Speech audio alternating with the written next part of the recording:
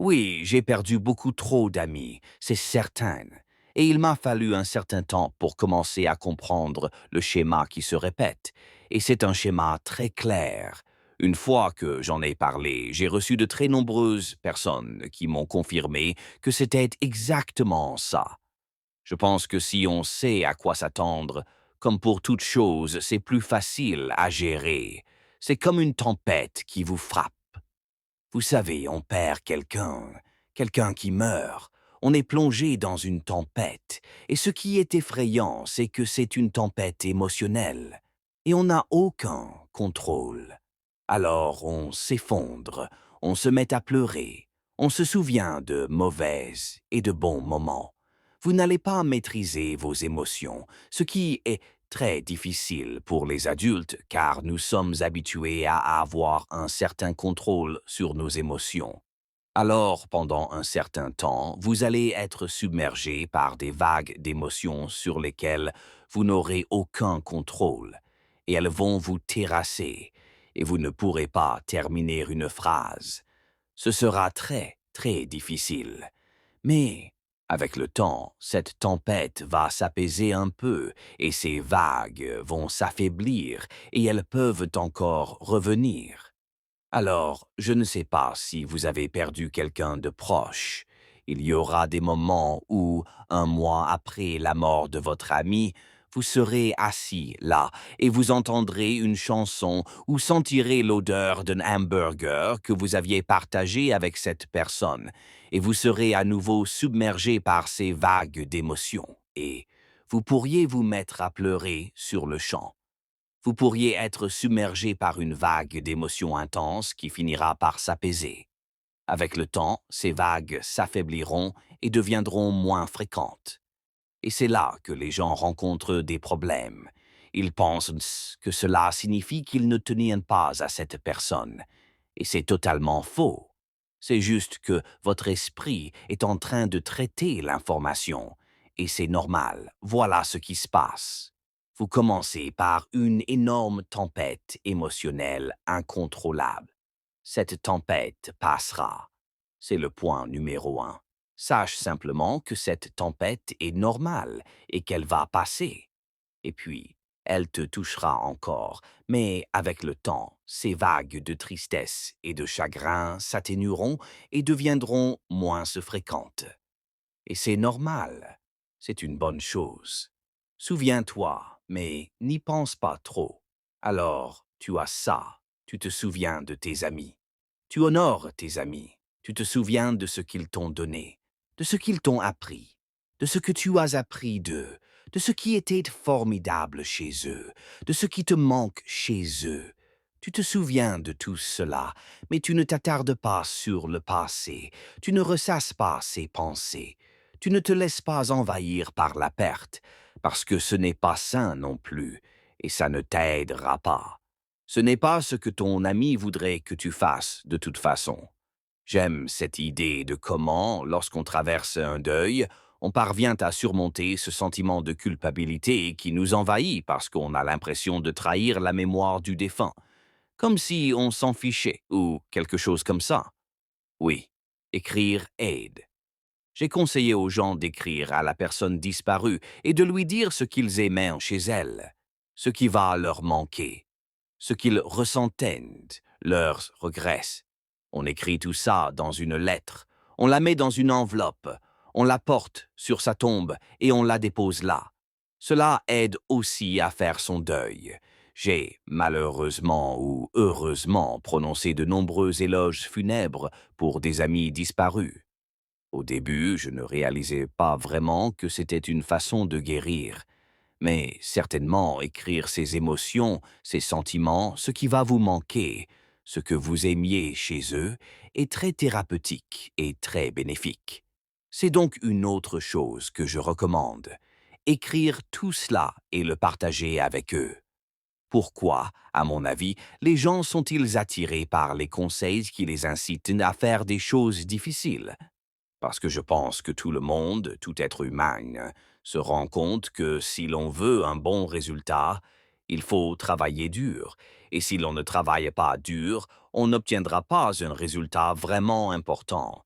C'est ce qui fait la différence des réussites, n'est-ce qui se passe? Si c'était facile, tout le monde le ferait. Si c'était facile, tout le monde y arriverait. C'est donc une des choses sur lesquelles j'essaye de m'appuyer lorsque l'entraînement devient difficile. Alors, je me suis rompu le tendon d'Achille il y a 2 ans. C'était vraiment pénible. Je ne le conseillerais pas du tout, ouais. Et c'est comme ça que les gens se blessent, tu sais, en sortant de leur voiture ou un truc du genre. Je jouais au cricket pendant ma rééducation. C'est vraiment désagréable. C'est des exercices de mollets à n'en plus finir, pas vrai? Pas drôle du tout. Et la gêne que vous ressentez, et la douleur, la peur d'une nouvelle rupture, ce qui est la chose la plus importante à éviter. Ce à quoi je repensais, c'était c'est pour ça que je suis là. La gêne que je ressentais, l'effort, la douleur, la transpiration. Heureusement, c'était pendant la Covid.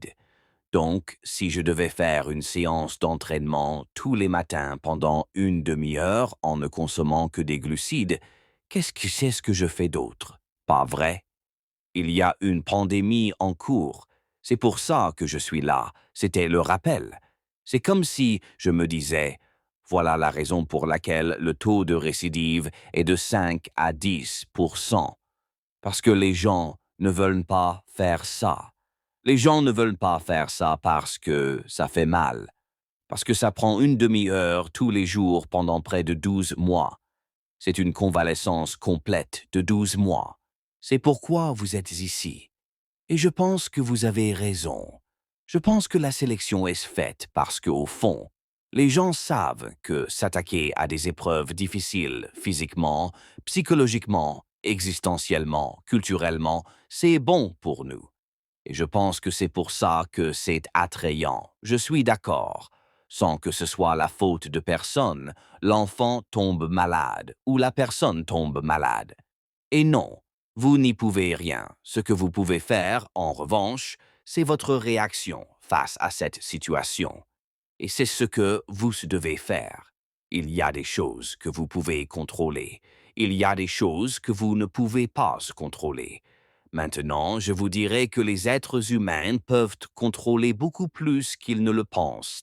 Et souvent, il est assez facile de se dire « Oh, ce n'est pas moi, ce n'est pas de ma faute ». Et je pense que c'est toute la genèse de l'idée de l'appropriation extrême. La plupart du temps, les gens disent « ce n'est pas ma faute, je n'y peux rien ». Or, plus souvent qu'on ne le croit, on peut y faire quelque chose. Et on ne peut rien y faire, et c'est de notre faute. J'avais dit quelque chose comme « c'est au combat que je me suis senti le plus vivant, et je ne l'échangerai pour rien au monde ». Je dirais aussi que les pires jours de ma vie ont été à la guerre, à perdre mes amis. La guerre est horrible. J'ai réagi en lui demandant s'il connaissait quelqu'un qui avait eu un cancer et qui en était sorti. Il a répondu oui. Et j'ai souvent dit que ces gens-là disent « Je ne le souhaiterais à personne, mais je suis content que ce soit arrivé à moi, car cela m'a donné une perspective tellement plus positive sur la vie, sur les valeurs, sur la fragilité de la vie et tout ça. Et c'est ce que je ressens vis-à-vis du combat.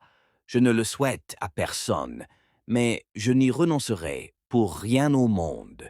Je ne l'échangerai pour rien au monde. Et donc, je pense que ce dont tu parles est une excellente façon de considérer son passé, de se dire « Oh, d'accord, j'ai traversé des épreuves et j'en ai tiré des leçons. » C'est un peu comme dire « J'ai été harcelé, tant mieux. Maintenant, je sais mieux me débrouiller. Je n'avais pas beaucoup d'amis. Tant mieux. Maintenant, je me sens plus à l'aise et je suis seul. » Musique. Avez-vous des conseils pour les hommes qui vieillissent un peu ou apprennent conscience de cela de façon chronique? Ouais, faites de la musculation, du jiu-jitsu, allez courir, étirez-vous, mangez bien, arrêtez de boire. C'est assez simple. Si vous ne l'utilisez pas, vous allez le perdre.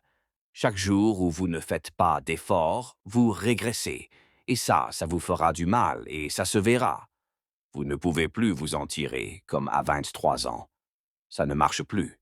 Vous devez anticiper. Quand vous regardez la télé, que vous êtes sur Instagram ou que vous sortez dîner, que vous allez au cinéma, moi, je ne fais pas ça. Je lis un livre. Je me prépare pour un podcast. J'écris quelque chose. Je prépare quelque chose. Je parle à un client. Je conçois quelque chose. Je réfléchis à un nouveau complément alimentaire.